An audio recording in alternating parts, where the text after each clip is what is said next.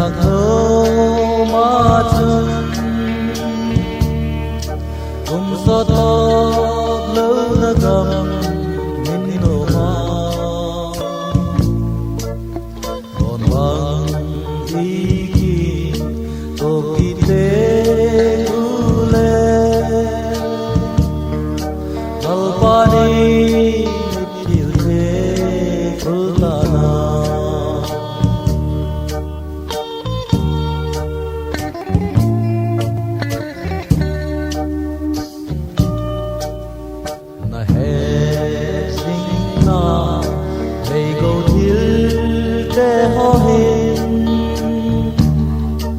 Tello in lunga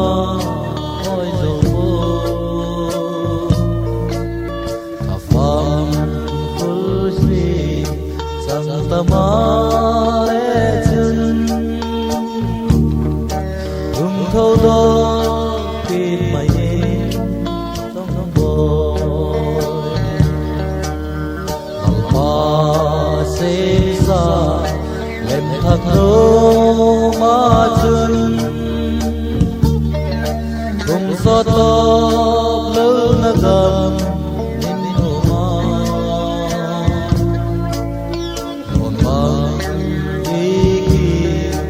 hồ kỳ tế ngư lê albani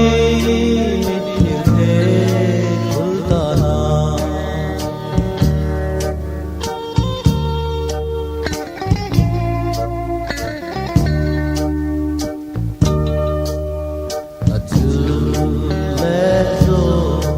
Nabile puten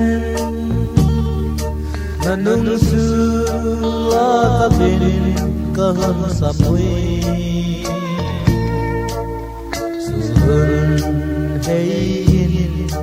la tong hei hun do na chun le zon na sangin xem xa lem thằng đâu mà chân cùng gió to lỡ nó gầm nên nổ hoa còn vang